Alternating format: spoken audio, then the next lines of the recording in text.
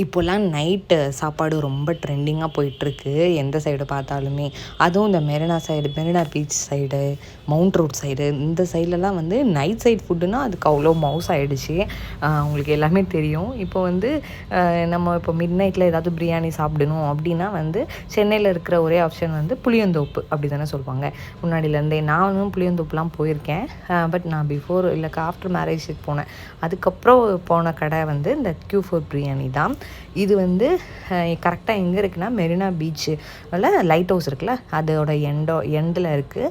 உங்களுக்கு வந்து நீங்கள் லொக்கேஷனில் போட்டாலே உங்களுக்கு வந்துடும். நாங்கள் அங்கே போகிறப்போ வந்து சுட சுட வந்து எல்லாம் ரெடி பண்ணிகிட்டு இருந்தாங்க. அந்த டபரா ஃபுல்லாகவே வந்து சுட சுட தான் எல்லாமே இருந்தது. நீங்களும் போய் செக் பண்ணி பார்க்கலாம். அங்கே போயிட்டு நாங்கள் வந்து வாங்கிட்டு வந்துட்டோம்.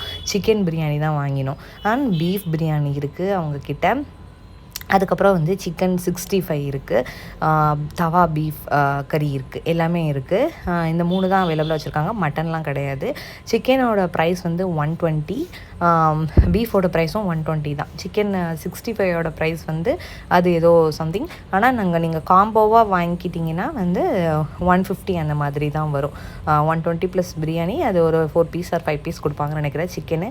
அந்த காம்போ நீங்கள் செலக்ட் பண்ணிக்கிறீங்கன்னா கரெக்டாக இருக்கும்னு நினைக்கிறேன். சிக்கன் 65ஓட ப்ரைஸ் வந்து 80 ருபீஸு. நீங்கள் மெரினா பீச் சைடு ஏதாவது தேடிட்டு இருந்தீங்கன்னா இந்த கடை உங்களுக்கு அவைலபிளாக இருக்கும்.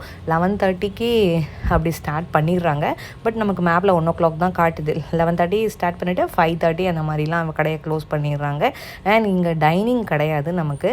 ஏன்னா வந்து அவங்க 11:30க்கு மேலே தான் வந்து கடையை ஓப்பன் பண்ணியிருக்காங்கன்றதுனால அவங்க வந்து இங்கே பார்சல் வாங்கிட்டு வீட்டுக்கு போய் சாப்பிட்ற மாதிரி தான் இருக்கும். நாங்கள் இந்த பீஃப் தவாக்கறியும் வாங்கியிருந்தோம், அதுவும் வந்து கொடுத்துருந்தாங்க. அதுக்கப்புறம் வந்து சிக்கன் 65 வாங்கியிருந்தோம், பிரியாணி வாங்கியிருந்தோம். இதெல்லாம் தான் வாங்கிட்டு வீட்டுக்கு வந்து தான் சாப்பிட்டோம். டேஸ்ட்டும் எங்களுக்கு பிடிச்சிருந்தது. தவாக்கறி தான் வந்து நல்லா சுட சுட இருந்தது. அண்ட் எனக்கு தவாக்கறி கொஞ்சம் மட்டும் எனக்கு அந்த மசாலாவாக ஃபீல் ஆச்சு. மித்தபடி வந்து டேஸ்ட் எல்லாமே நல்லா தான் இருந்தது. நாங்கள் வீட்டுக்கும் வாங்கிட்டு வந்தாச்சு. நாங்கள் வாங்கிட்டு வந்து சிக்கன் பிரியாணியில் என்னெல்லாம் கொடுத்துருந்தாங்கன்னா தயிர் பச்சடி, அதுக்கப்புறம் கத்திரிக்காய் பச்சடி, அண்ட் நாங்கள் வாங்கின அந்த பீஃப் தவாக்கறி அண்ட் சிக்கன் பிரியாணி இதெல்லாம் தான் இருந்தது. சிக்கனோட குவான்டிட்டியும் நிறையவே இருந்த மாதிரி எனக்கு ஃபீல் ஆச்சு. 120க்கு நாங்கள் 2 பேருமே சாப்பிட்டோம். நாங்கள் 12:30 அந்த மாதிரி சாப்பிட்டோம். இது வந்து 1 o'clock கூட கிடைக்கும். 1 o'clock 2 o'clock அந்த மாதிரி 5:30 வரவே கிடைக்கும். நீங்கள் போய் சாப்பிட்டு எப்படி இருக்குன்னு சொல்லுங்கள். பீஃப் பிரியாணியை விட சிக்கன் பிரியாணி டேஸ்ட் நல்லாவே இருந்தது. அண்ட் நான் நிறைய ரிவ்யூவும் பார்த்தேன். பீஃப் பிரியாணி கொஞ்சம் ட்ரையாக இருக்கிற மாதிரி சொன்னாங்க. பட் சிக்கன் நீங்கள் கண்டிப்பாக மெரினா சைட் போனீங்கன்னா அந்த கடையை கண்டிப்பாக ட்ரை பண்ணுங்கள். டேஸ்ட் வைஸ் நல்லா தான் இருந்தது.